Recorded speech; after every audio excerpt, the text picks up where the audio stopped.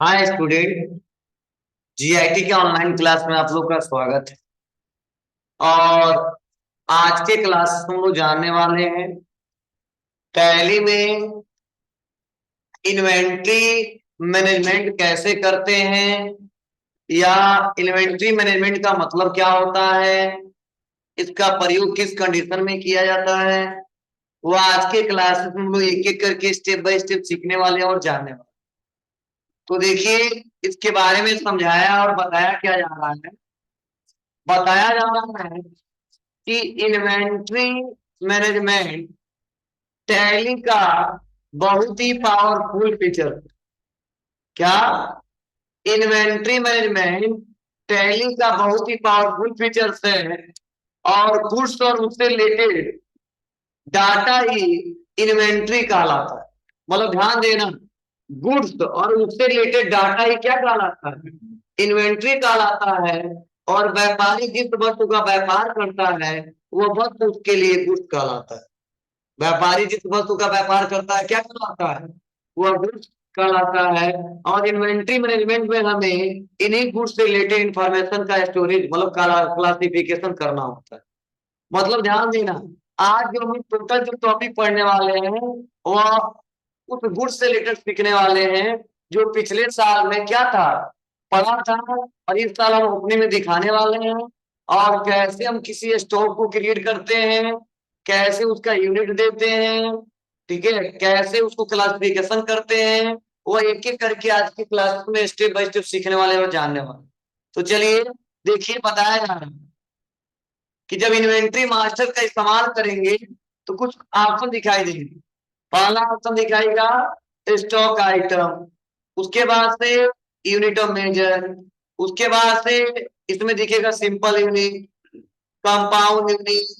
Next नीचे जब आएंगे तो स्टॉक गोडाउन, स्टॉक कैटेगरी। यह होता क्या है वही आज की क्लास में एक एक करके स्टेप बाय स्टेप समझने वाले और जानने वाले। तो चलिए देखते हैं इसका मतलब क्या है और कैसे बनाते हैं।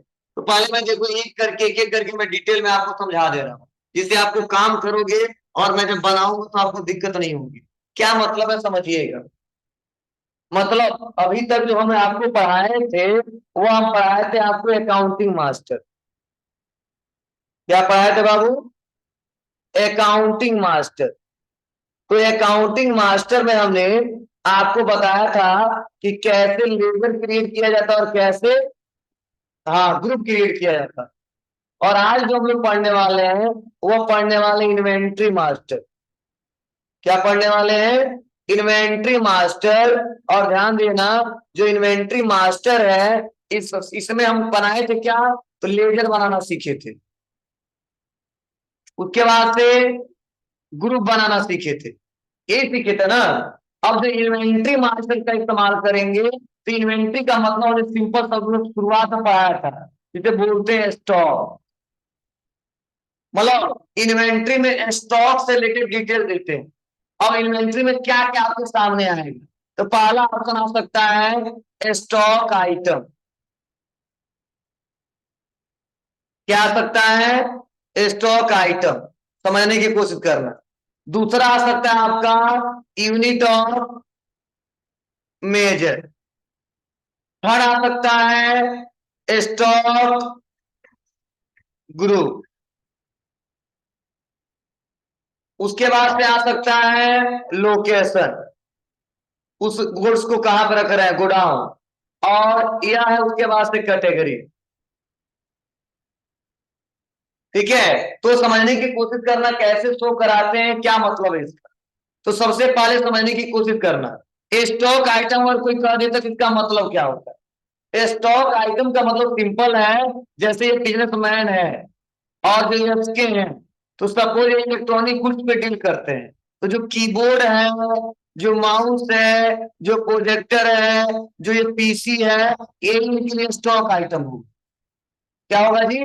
ये इनके लिए स्टॉक आइटम होगा। क्लियर है?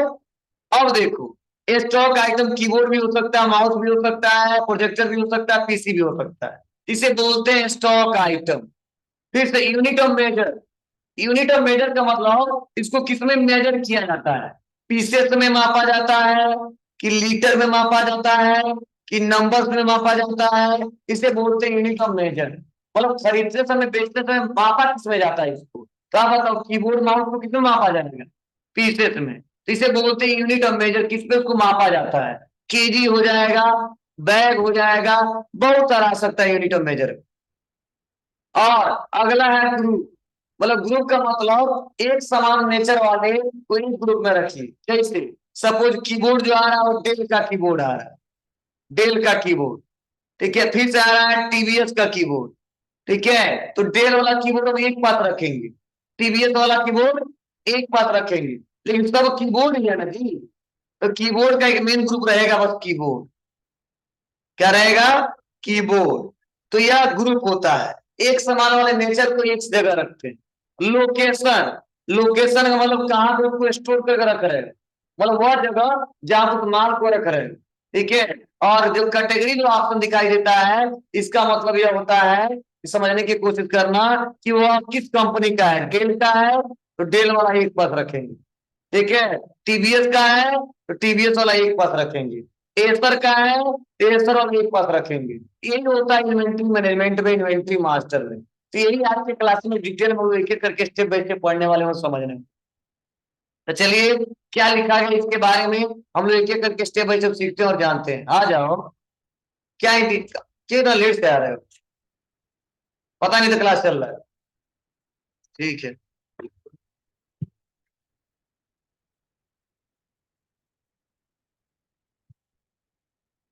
तो देखो आज 3,20,000 का डिफरेंस भी गायब हो जाएगा, याद है आप लोग को। जो बैलेंस में 3,20,000 का डिफरेंस दिख रहा था वो भी नहीं रहेगा, क्यों, क्योंकि कंपनी में 3,20,000 का स्टॉक का डिटेल हम दे देंगे। अब देखो क्या क्या लिखा गया, इसके बारे में थोड़ा सा समझते हैं, पढ़ते हैं। तो देखिए बताया जा रहा है क्या क्या। तो पहला स्टॉक आइटम, कहा जा रहा है गुड्स का वह यूनिट जिसका व्यापार किया जाता है स्टॉक आइटम कहलाता है। For example, Gayatri trader electronic goods में डील करता है, तो टेलीविजन उसके लिए क्या कहलाएगा, स्टॉक आइटम। तो मैंने कई सारा एग्जाम्पल दिया है। कर यूनिट ऑफ मेजर, कर यूनिट ऑफ क्या है, स्टॉक आइटम किस यूनिट में परचेज और सेल किया जाता है वही यूनिट ऑफ मेजर कहलाता है। जैसे अगर टेलीविजन को पीसेस में खरीदा और बेचा जाता है तो पीसेस भी टेलीविजन के लिए क्या होगा, यूनिट ऑफ मेजर होगा, ठीक है। और यूनिट ऑफ मेजर सिंपल या कंपाउंड के रूप में हो सकता है। जो यूनिट ऑफ मेजर होगा वो सिंपल भी हो सकता है और कंपाउंड भी हो सकता है।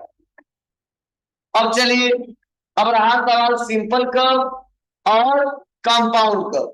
सिंपल का मतलब क्या है और कंपाउंड का मतलब क्या है, तो थोड़ा समझने की कोशिश करना। सिंपल का मतलब कि जैसे यहाँ पे बताया जा रहा नंबर, पीसेस, मीटर, केजी। और कंपाउंड का मतलब देखो बताया जा रहा है a dozen of 20 pieces, metric ton of the 1,000 KG. इसका मतलब क्या है, जैसे मान लो हम लोग क्या करते हैं, कई तरह से सामान होते हैं जो गत्ते में खरीदते हैं, ठीक है, टन में खरीदते हैं, लेकिन बेचते हैं हम लोग केजी में, क्विंटल में। तो वहां पे कंपाउंड यूनिट का इस्तेमाल किया जाता है। चलो एक बहुत सिंपल सा एग्जांपल दे रहा हूं। जैसे सपोज मान लीजिए कि एक गत्ता है, एक बॉक्स है, देखिए उस बॉक्स में मान लो ये जो हमारा पेन है वो 20 पीसेस है। तो हम तो एक बार खरीद के लेकर आए 20 पीसेस, तो हम खरीदे तो बॉक्स में खरीदे, एक बॉक्स का क्या रेट है। लेकिन जब आपने दुकान पे लेके आएंगे तो क्या जरूरी है बॉक्स ही कोई खरीद के ले जाएगा, हम एक एक पीस से बेच सकते हैं ना। तो ये बोला जाता है कि एक बॉक्स में कितना पीस, तो हमने वही बताया है कि एक डजन ऑफ 20 पीस, ठीक है। मतलब एक दर्जन में कितना होगा पीस, 12।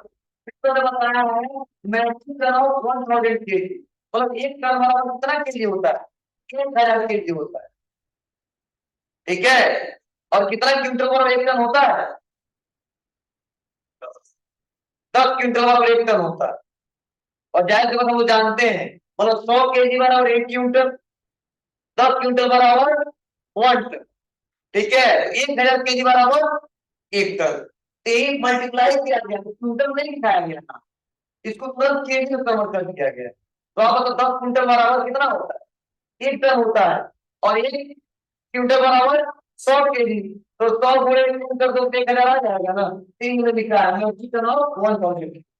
मतलब कई तरह ऐसे प्रोडक्ट होते हैं जो बड़े यूनिट में खरीदते हैं और अल्टरनेट बेचते हैं। मतलब अल्टरनेट मतलब क्या, उस यूनिट को बदल देते, मतलब उसको खरीदेंगे क्विंटल में, अब बेच देंगे केजी में, खरीदेंगे केजी में, बेच देंगे ग्राम में, ऐसा होता है ना। उसे बोलते हैं कंपाउंड। क्या बोलते हैं? कंपाउंड। मतलब वो गुण जिसको सिंपल में और कंपाउंड दोनों में बेचा जाता है उसको हमेशा कंपाउंड में बनाना है, ठीक है। और जो उसको सिंपल में बेचा जाता है उसको सिंपल में बनाना चाहिए। जैसे मान लो ये हमेशा क्या है, ये पीसेस में है, ठीक है ना। ठीक है, तो ऐसी कंडीशन में आप लोग इस्तेमाल करने होंगे, क्योंकि हर एक कस्टमर गत्ता नहीं खरीद सकता, ठीक है। और जो सप्लायर होते हैं वो माल एक बार क्या करते हैं, ज्यादा बहुत ज्यादा मंगवाते हैं, ठीक है, और एक बार में धीरे धीरे करके बेचते हैं, तो वहां पे इस्तेमाल करते हैं simple unit and compound unit. मतलब ऐसा लग रहा है कि जो मेरे पास ये फैन है तो मैं दर्जन में बेच देता हूँ, गत्ते में जितना आता बेच देता हूँ, तो कोई जरूरी नहीं है कि हम कंपाउंड का इस्तेमाल करें। लेकिन मुझे लग रहा नहीं, इसको हम गत्ते में भी बेचते हैं, और कभी कभी आटा फुटकर भी बेच देते हैं, मतलब एक एक पीस दो दो पीस बेचते हैं, तो वहां पे हम लोग सिंपल करना इस्तेमाल करके किसका इस्तेमाल करेंगे, कंपाउंड।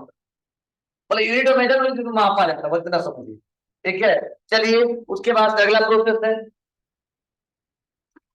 Stock group. क्या है स्टॉक ग्रुप? स्टॉक ग्रुप का मतलब क्या बताया जा रहा है बाबू?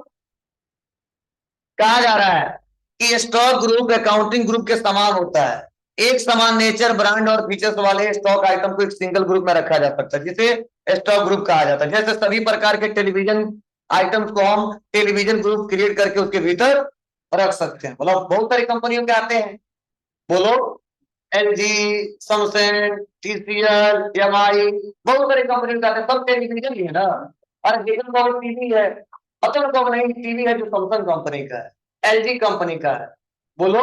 जो देखिए कहेगा टीवी देख रहा है, धीरे धीरे सैमसंग देख रहा है, कहेगा टीवी देख रहा है, इसे बोलते हैं ग्रुप। मतलब एक सामान वाले को एक समय एक जगह रखो। उसके बाद से गोडाउन, तो गोडाउन में बताया हूं, वह स्थान जहां पर लोग जी, कहा जाए वह प्लेस जहां पे हम गुड्स को स्टोर करते हैं, गोडाउन कहलाता है, जैसे वेयर हाउस शॉप। चलिए कैटेगरी, कैटेगरी में जाकर हम कंपनियों का नाम देते हैं। करा स्टॉक आइटम का उनके फीचर्स के आधार पर वर्गीकरण करना हो तो स्टॉक कैटेगरी का प्रयोग किया जाता है। जैसे टेलीविजन को स्मार्ट टीवी और नॉर्मल टीवी के आधार पर बांटा जा सकता है। आ रहा कि नहीं आ रहा इसमें?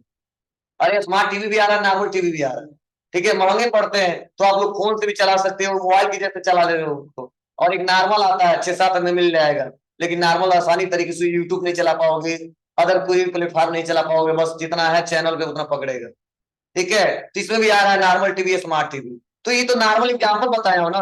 ज्यादातर कैटेगरी में जो कैटेगरी में जो सबसे ज्यादा नाम रखे जाते हैं वो रखे जाते हैं कंपनियों के। मतलब डेल वाला है तो डेल अलग रखिए, एससीएल वाला है तो एससीएल वाला अलग रखिए, टीवीएस वाला है तो टीवीएस वाला अलग रखिए, ठीक है, एसर वाला है तो एसर वाला अलग रखिए। मतलब सबसे ज्यादा कंपनियों का नाम हम लोग देते हैं। चलिए अब हम बना के दिखाते हैं आपको। तो देखिए बिजनेस सिनारियो दिखाया जा रहा है। क्या बताया जा रहा है कि Gayatri mobile are into wholesale and retail sale of mobile. तो गायत्री मोबाइल वाले में क्या है जी, ये जो फोन जो हम लोग बेचते हैं होलसेल रिटेल दोनों बेचते हैं, ठीक है। और यह बताया जा रहा है कि they deal in the different mobile brand like Redmi, Realme, Vivo, Oppo, Samsung, Nokia etc। Nokia तो नामो निशान इसमें खत्म हो गया है, ठीक है। मतलब जो गायत्री मोबाइल वाले हैं विभिन्न विभिन्न प्रकार के मोबाइल पे क्या करते हो, डील करते हैं, कुछ नाम रखे गए हैं। हाँ एप्पल वालों यहाँ पे ग्राहक नहीं होंगे तो कहाँ से बेचेंगे, ठीक है। तो यहाँ पे बताया जा रहा है, तो वही स्टॉक मेरे पास पड़ा हुआ है, ठीक है, यहाँ पे नीचे दिया है। तो देखिए इसी को हमको चढ़ाना है, ऐसे मिल गया हमको। आप देखो कितने का स्टॉक मेरे पास पड़ा हुआ है, 3,20,000 का, दिख रहा है आपको ना। अब ये 3,20,000 का डिटेल है, ये डिटेल कौन सा है, तो देखो बताया जा रहा है कि ये डिटेल जो है ना, ये पिछले साल का है, लिखा है ना क्लोजिंग स्टॉक कब का है, 31 मार्च का। तो आप बताओ जो माल पड़ा हुआ है पिछले साल का, वो इस साल दिखाएंगे कि नहीं दिखाएंगे, दिखाएंगे, ठीक है। तो वही दिखाने वाले हैं।